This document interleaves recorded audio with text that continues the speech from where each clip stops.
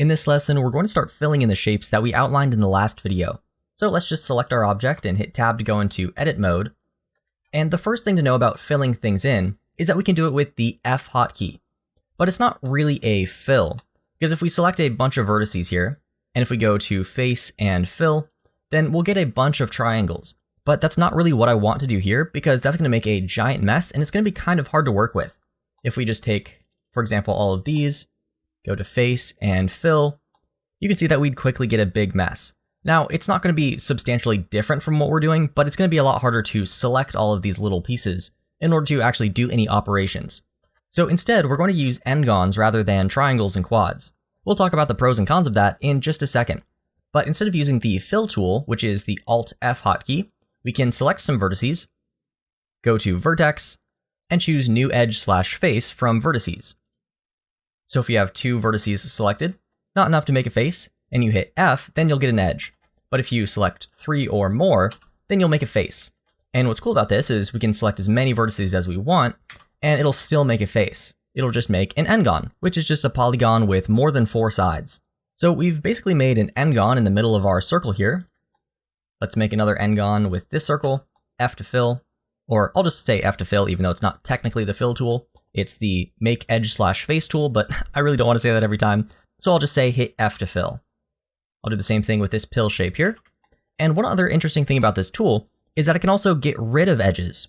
So right here we have our little D-pad, and it's split up into 5 faces. But if I select all of these vertices that make it up, all of those faces, I can still hit F, and that's still going to make one single face out of all of those vertices. So now we no longer have those connecting edges. It doesn't really make too much of a difference here, but it is a little bit helpful for us, because if I undo that, and let's say I want to select both of these vertices, it'll select the edge in between, when I'll probably only want to select the corners here. So it's just going to make our selection a little bit easier, and we won't accidentally, select a face when we're trying to select just the outside rim. But I'll go ahead and just select all of these again, hit F to make that one single face, and now let's go through and connect all of these together. One other thing to note is that we can't make shapes inside of other shapes, which is unfortunate, at least not without connecting them to the outside perimeter. For example, if I take my knife tool, I'll go to the top screen here, I'll hit K to start my knife tool, and let's just say I want to draw a box.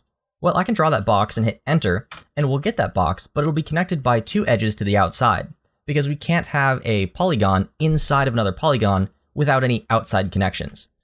So what we really need to do first, before just filling all of this in, is make sure that we have 2 connections for each shape to the outside.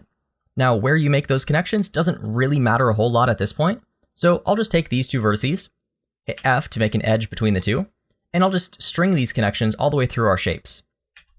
F to make a connection, one side of the pill to the other, F to connect, from the pill to the circle, F, and then let's split this circle as well, make a connection between those 2, and then from the circle back to the outside rim. Alright, so now we have an area that doesn't have any islands inside of it, and we can select all of those vertices and then hit F to make one single face. So the quickest way to select all of those vertices, at least that I'm aware, is since we can't really do loop select because these aren't really loops, we can just select a vertex and then use the Control hotkey to select the shortest path between 2 vertices. So I'll just hold down the Control hotkey and continue selecting the shortest path. I guess I'll have to, pick it up to navigate, but I'll hold Control, left click, and just go around all of these shapes. And we can't go, all the way to the end because sometimes it'll jump to the wrong side of the circle, but here it seems to work pretty well. Hold Control, select, select, select, and there we go. Okay, once we have that, then we can just hit F to make a face, and there we go. In order to fill in this section up here, then we'll need to split off this screen and this little circle at the top. So I'll just go from one side here, I'll connect the outside to one of these corners, F, and then up here, I'll split this circle with the screen, F, go from this to the end, hit F, and then I'll select all of the vertices of this circle. Let's see, I can't do a loop select because it'll select all the way up and to the ends, so I'll just deselect those vertices, hit F to fill. Okay, and then I think we're ready to fill the rest of this. So let's go all the way from this side. I'll hold Control, select the shortest path, all the way around this direction. all the way over here, up and around, just like so. Oh, it looks like it went through the wrong way, so we gotta make sure it goes up and around the top, up and around this way. Hold Control, and then down and around the screen in that direction. And we finally made it all the way back to where we started. So then we can hit F and make that just one big face. Then we've got one more section up here. Again, hold Control, select the shortest path. And actually this one has a few pretty continuous loops. So if we loop select and go all the way up here, I'm double clicking to loop select, by the way, but that's because I have emulate 3-button mouse turned on, just so I can also navigate with a tablet if I need to. But if you have that turned off, you'll want to do an Alt selection. All right, so if we select that loop, then we can also hold Shift and select that loop, and that gets us most of the way there, except we also need to go around this part of the circle. So I'll loop select there, and I think that's everything. So let's hit F to fill, and there we go. The bottom is going to be a lot easier, because all we need to do is just go into wireframe view by hitting Z, box selecting the bottom, and hit F to make a face. And there we go. Now what we can do pretty easily is take some of these buttons and extrude them out and make them look like real buttons. So let's first do that with our circles here, and we may as well just do that with both of them at the same time. But if we just extrude it outwards, and if I hit E to extrude, Z to go in the Z direction, maybe I'll have to hit Z twice just to make sure it's constrained to the Z axis, that's going to look pretty good, but I'd rather have an indent where the body of the device meets the button, just to make it look a little bit more natural. So instead of extruding it straight up, what I'll do instead is hit I to do an inset, and inset this just a little bit like that, and then pull this down on the Z direction to make that nice indent, and then hit E to extrude, Z to go along the Z axis. Looks like I have to hit Z twice there, and then I'll pull this up, and I believe our reference shows us how high we should pull this up. So if we look from side view, then we can pull it up just to about there. And then to round them off and make them look a little bit less harsh, I'll hit Control B and do a bevel, and just pull this outwards. I'll keep this pretty low poly, so I won't add any other segments. Though now that I'm doing that, I'm realizing that it might be better to actually use a bevel with the modifier instead. So instead of just using Control B and making this real geometry, we can make it so that we can adjust the bevel later on, because we're going to want to add a bevel to a lot of these different pieces and adjust them throughout the process. And once you've made a bevel and you do a bunch of things and come back to it, it's really hard to adjust the width of the bevel or how many segments it has, at least without using add-ons like Mesh Machine. So I'll hit Control Z and undo that, and instead let's add a bevel modifier to this before we go any further. I'll hit Tab to go to Object Mode here, go to the Modifiers tab in the Properties Editor, go to Add Modifier, and Bevel. Now this is going to add a bevel all the way around, and we can adjust the amount of segments that it has, but I'll just keep it at 1, and we can also change the distance. Though it'll stop at a certain point because it tries to detect overlap and stop it if it's going too far. But if we go down to Geometry and uncheck Clamp Overlap, then we'll get the giant mess that's the raw result. But if I pull down the amount, then things will look a little bit better. Now we don't really want our bevel on all of our edges here. That's a bit extreme. So what I'll do is I'll just leave the amount at 0.1, but instead of setting the limit method to angle, which any angle that's greater than 30 degrees is going to get beveled here, I'll just set this to weight. Now I can manually mark edges in edit mode and set how much bevel of the 0.1 centimeters will get applied. So this is a really clean and flexible way to work, because I can still work with just single faces like this, but if I go to N to open up my sidebar, go to Item, down to Bevel Weight, and just increase this, then I can set how much bevel will be applied by the modifier. But I can still adjust this just like it's one single face, so it's really easy to work with.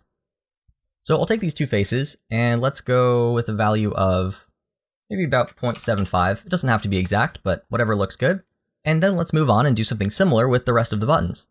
I'll select these two pill-shaped ones, hit I to inset, pull this in, pull it down along the Z-axis just a little bit, and then from side view, so I can see how tall they should be, I'll hit E to extrude, pull this up along the Z-axis here, and then just increase the mean bevel weight, or the average bevel weight. And lastly, let's do that for the D-pad. I to inset, just a little bit, pull that down, E to extrude, pull it up along the Z-axis, increase the bevel weight, and there we go. Oh, and I guess we do have to do that for the top up here as well. So let's take this little button, and we can't really see how tall it should be in side view. Maybe that means it's flush with the device, but I don't think we should have it completely flush, but it doesn't need to pop out as much as the other ones. Maybe it's like the power button or something. So I'll hit I to inset again. Pull this down, and maybe that's a little bit too big, so I'll hit S to scale that in. And then E to extrude, make sure it's along the Z axis until it pops out just a little bit, and then also increase the bevel weight. Lastly, I do want to inset the area for the screen a little bit, so I'll select that face, I to inset, pull that down, and pull it down along the Z axis. Alright, then let's hit tab to go into object mode, and see the result so far. I think we're off to a pretty good start here. Because we were using n-gons, we were able to make this somewhat complex shape really easily. But there are a couple limitations with that type of workflow that I want to show you here. If I hit tab to go into edit mode again, and we start making this so that the top face isn't a perfect plane, or it's not completely flat, if I take some of these edges and start moving them up and curving this around, we're going to start getting some really weird results. Like if I wanted to bend a whole section of this or something, then we'd start running into some pretty serious problems with the way that n-gons work, because we'd get a bunch of really unpredictable results. In addition to that, we can't really use the subdivision surface modifier with n-gons. I'll turn off the bevel modifier for now, and if I go to add modifier and subdivision surface, you'll see that we also get just a really gross result. If we hit Z and go to wireframe view and turn off optimal display in the subdiv modifier, then you can see exactly what it's doing. It's taking each n-gon and making it so that it's just a bunch of triangles all pointing towards the center. As if there was like a line there, and there, and there, and every one of these vertices is just connected all the way to the center, and then it's subdividing that, which just gives us a really bad result. So if we were to actually want to use the subdivision surface modifier, or deform, or twist, or bend this device in any way, or animate it so that it's squishy, or whatever, or if we wanted to make it so that these little cutouts are perfectly smooth, even if we zoomed in really, really far, then we'd want to use the subdivision surface modifier. And if we're doing that, then we'd have to model this using all quads, or at least mostly quads and a couple triangles here and there. But since this is a moderately complex shape, that would quickly take this from a beginner-friendly project to a pretty advanced one. So let's just keep things simple for now. Just know that there are some real downsides of using n-gons, but for this project in particular, since we're working on flat surfaces and we're just rounding things out with bevels, then we're going to be okay. We'll talk a lot more about good practices for topology, or how we connect our meshes together, in later courses like the Fundamentals of Mesh Modeling and the Mesh Modeling Bootcamp. But I did want to show you this kind of workflow right away, so you can know how to make whatever shape that you want, even if so far all the details have to be flat. Alright, with that said, let's delete the subdivision surface modifier here, and enable our bevel modifier again, and for the next video, get ready to add more details.